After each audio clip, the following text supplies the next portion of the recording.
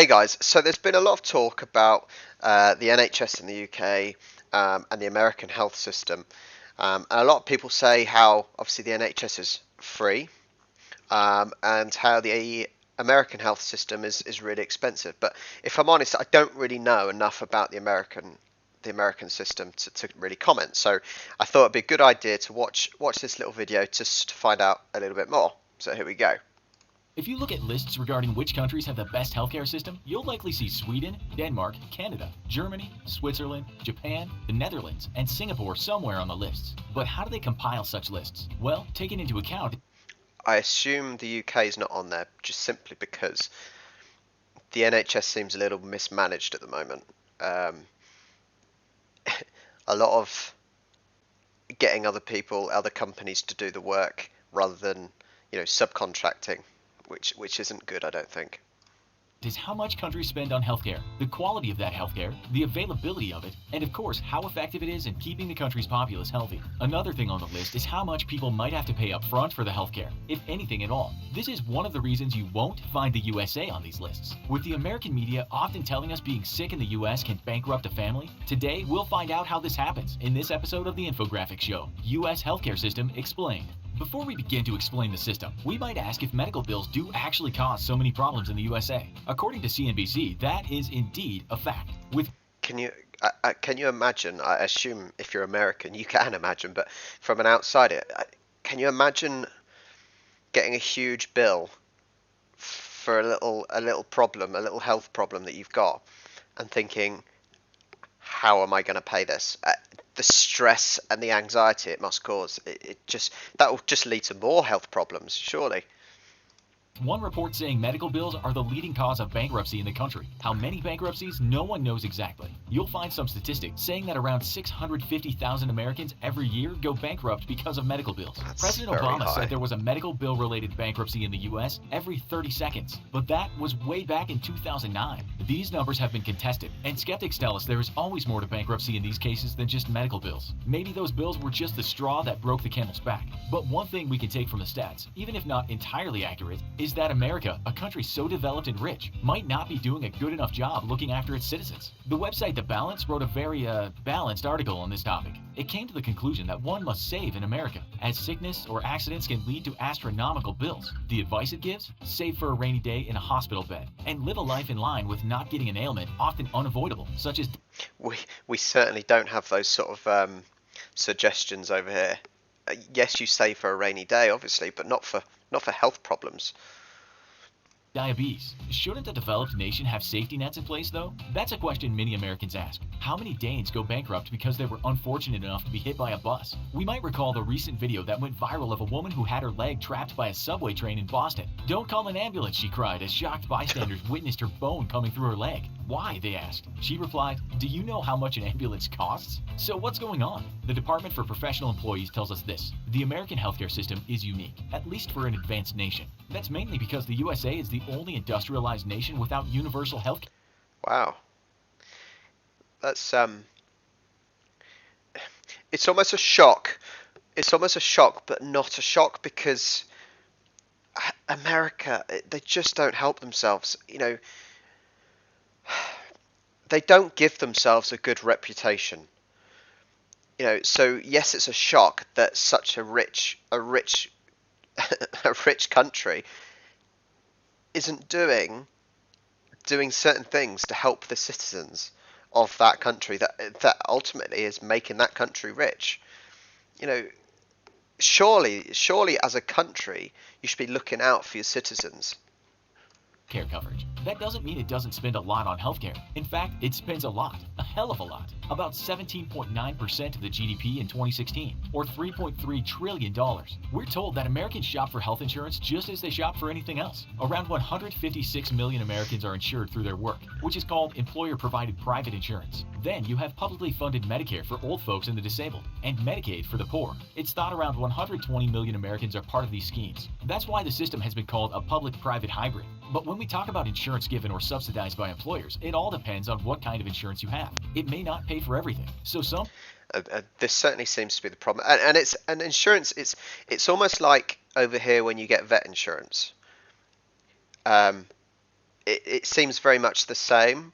That vet insurance over here and, well, health insurance over in America. Yes, you're covered to a certain extent, but there's always things that you aren't covered for. Things, or there's only a certain amount that you're covered for. A certain percentage or a certain amount in pounds or dollars, and that can always screw you over, and you don't even realize until that happens. People still end up going bankrupt. Then you have the Affordable Health Care Act, or ACA, aka Obamacare, which attempted to make it easier for employers to give better health insurance plans for their workers. It also made it possible to give the maximum time limit for short-term insurance plans, and make it possible for employers to give their workers pre-tax cash to buy their own coverage. As we said though, insurance providers don't always give you exactly what you want. They usually have a network of doctors or hospitals, and you must use them. And in some cases, you are not always covered for the treatment you need. In the past, some people with pre-existing conditions couldn't afford their insurance, or were it may come up later on in the video, but so there's a quite an interesting program. It's very Americanized, but there's an interesting program called Adam Ruins Everything, and he quite often debunks things and actually goes into the facts of things. It seems the problem with the insurance is that you have to use certain providers. And then those providers, because they know that an insurance is covering it, they then increase the actual cost of the treatment or the prescribed drug, which then just inflates all the costs. Even denied it, which is just a part of cutthroat capitalism. Obamacare was put in place to prevent this. But let's go back to insurance. When you choose a plan, you must look at these things: deductibles, co-payments, co-insurance, and premiums. The package you buy, according to these things, might save or break you. Premiums are what you pay even if you don't make a claim. This is the thing, there's so many variables and so many things you have to look at. The small print is what you pay before insurance pays for anything, which can be as much as $10,000. A co-payment is what you must pay for every visit to the hospital or clinic, and you'll pay that before the insurance company pays anything. So choosing the right plan is important. As one writer puts it, you've got to be an odds maker on your own health. So what if you have no insurance? As we said, there are government-funded schemes for those in need. Also, because of the Emergency Medical Treatment and Active Labor Act of 1986, hospitals can't just turn you away if you're at the doctor with blood spurting from your neck. There's also the Hippocratic Oath, which means all doctors must try to treat you the best they can and do it ethically. But if you can't pay, there will be a bill. And in the US, it will likely be a large bill. That could lead to debt collectors coming for you, your wages being garnished, part of the money taken out, your credit being ruined, having a tax refund withheld, someone wanting to take your house, or you could suffer bankruptcy. But surely those with decent insurance won't hit rock bottom.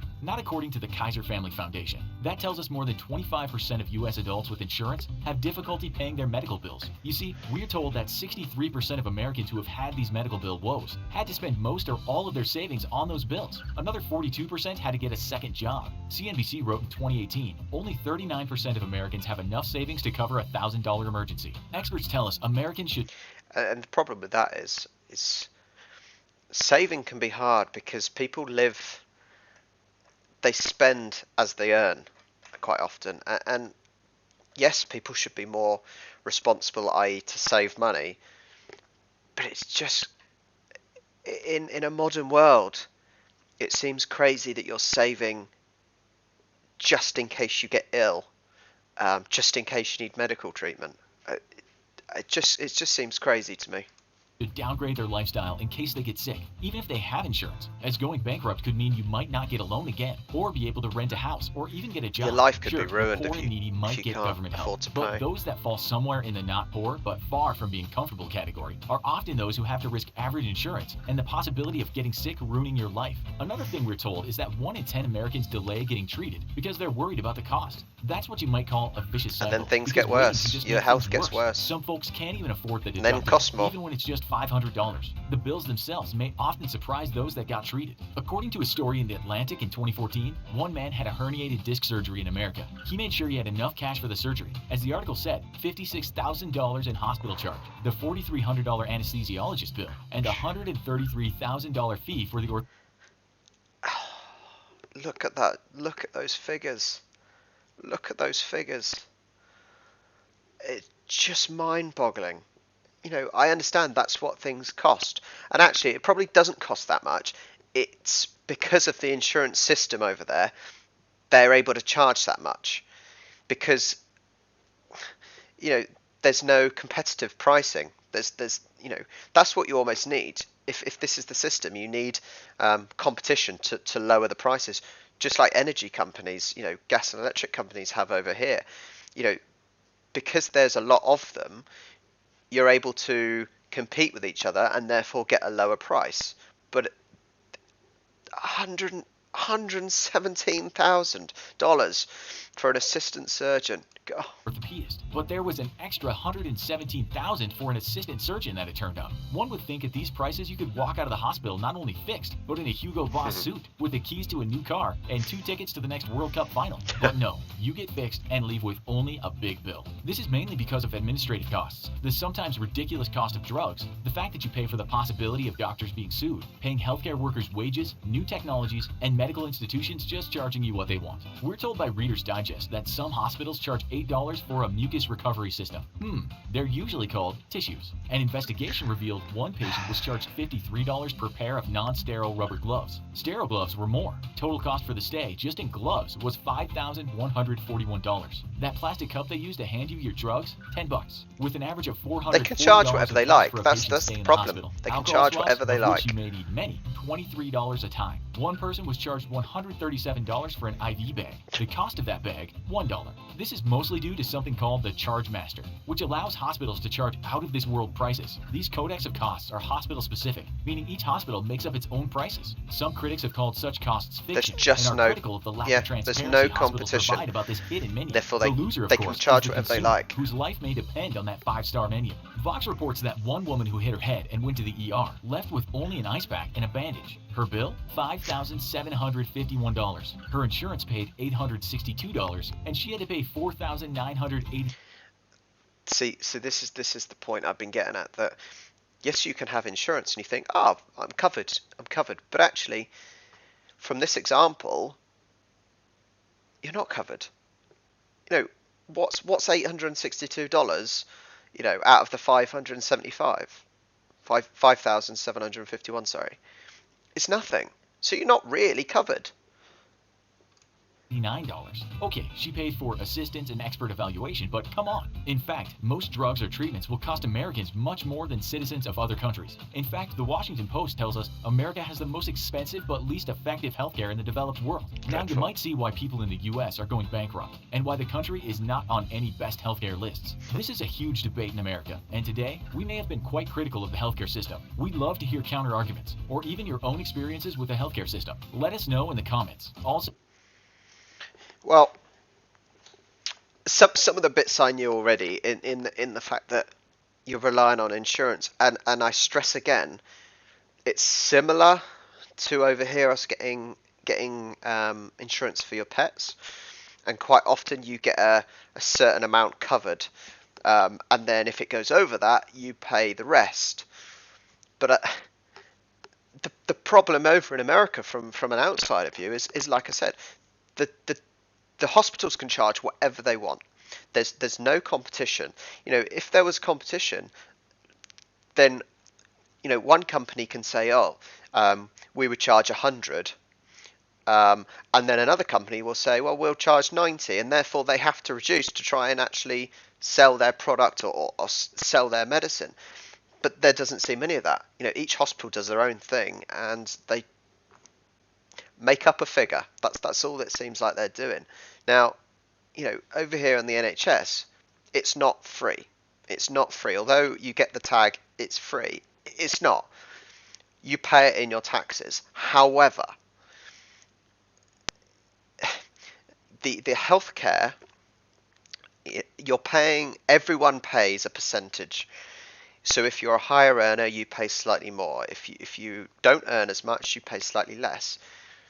Healthcare should be there for everyone equally, and that is what the UK does.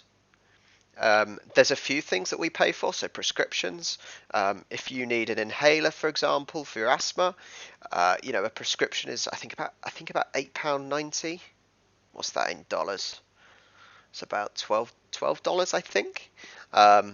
You have to pay for dentist to get your teeth checked, but it's obviously at a reduced cost, but otherwise it's paid in your taxes. If you need an ambulance, you're not then given a bill at the end. So because it's taken from your taxes, you don't actually notice the money is gone, in a sense that how to explain it? It's going out every month, and it's not something you miss because you don't have to physically, like insurance, don't have to ring around, contact people to find the best deal because it's taken out of your bank, of your pay slip, and for example. Is there anyone in America that's going to watch this video that actually likes the system? If they like the system, let me know. If you think the system's bad, you tell me. Is there anything that I haven't, that I've said that could make it better? Would you like a system like the NHS in America? Let me know, guys, in the comments, and I'll catch you next time.